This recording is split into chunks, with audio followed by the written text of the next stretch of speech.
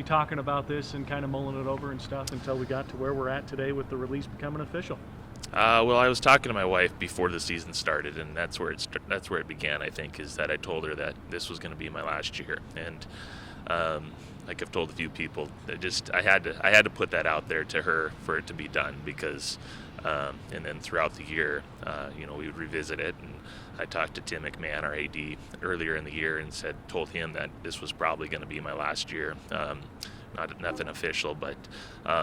I had to put that out there for me more than anybody to talk myself into it. But the decision's the right decision. I need to spend more time with my kids. They're in the age group now where they're super active, and they grow up once, and I have to take that and run with it a little bit. And I can coach, and I love coaching, and I've always loved coaching, and I love the grind, and I love everything about it. But in this case, my family has to come first. I think people tend to forget, especially when they see these high school coaches, which ultimately is a type of volunteering, is really what we're seeing with coaches, that they do have these family lives and stuff. And if you do this for 30, 40 years, whatever it might be, there's a lot going on around it and stuff. When did that first kind of sink in, or have you seen some of the mentors or whatever it might be having those, the Gary Turcotts of the world or whatever it might be, having some of those similar situations?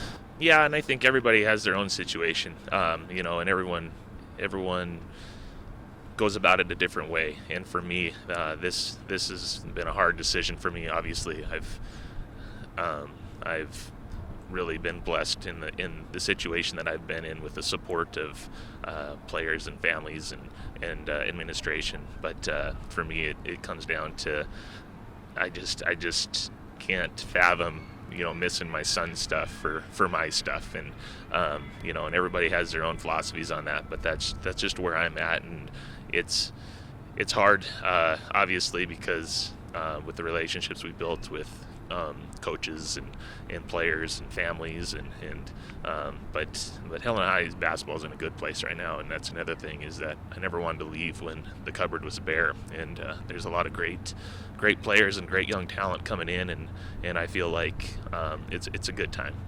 I know you're taking it seriously every time you're on the sidelines, but was it challenging throughout the year, maybe knowing like, gosh, this might be that last home game, this is the last road trip to Kalispell, whatever it might have been? I don't think so. I was pretty much in the moment during that time. It'd be more when I was at home, but when I was watching the film and preparing and all those things, I was in the moment, and never really thought about it too much, other than when I was at home and had a little downtime, which wasn't much. But I never really thought about that along the way this year, and but I do, I do.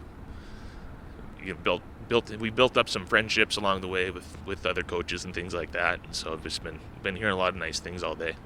3 straight titles too is something that lands in the history books right there. I mean, in your wildest dreams, could you have imagined that you would have guided a program to something like that? No, I don't think so. I think you phrased it differently, though. I think the girls guided me to that. So this is where I get a little emotional. I have to retake this, but like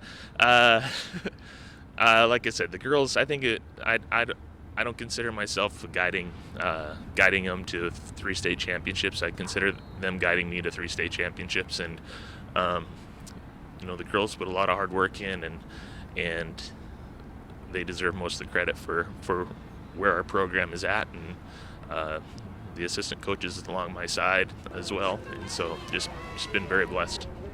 Any of those assistants immediately come to mind as somebody that might want to take over the program, or is that something that anybody's had a discussion about yet this early? Well, I talked to them last night and let them know my decision, and I think there's always a little intrigue, I think, but I think that nothing for certain yet.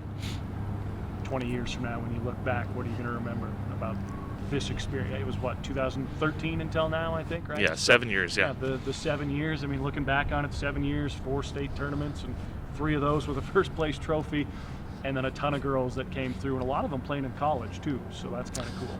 Yeah, I think the number one thing will just be the relationships that have been built and continue to to talk to those girls that have been through our program and that have gone on to college. And not everyone has played, but we've had a very good percentage play in the next level, at least for a little bit. But that stuff doesn't matter to me as much as the off the floor stuff in the office before practice, the bus rides and just being a part of their lives. And then I've learned that I have to ask this with all the retirements that I've seen over the years, but how permanent of a retirement might this be? Well, I love the game. So my last retirement was like 3 or 4 months, but before I got talked coming back to Helena High for the JV job that eventually led into this job. But no, this one will be at least until my kids are through high school, and then I'm not saying that I won't be involved in some basketball things. I might be around trying to help some people out, and I love the game so much that I still want to be involved, but I just can't be involved at this capacity and give everything I can to the program when I know I need to give everything I can at home.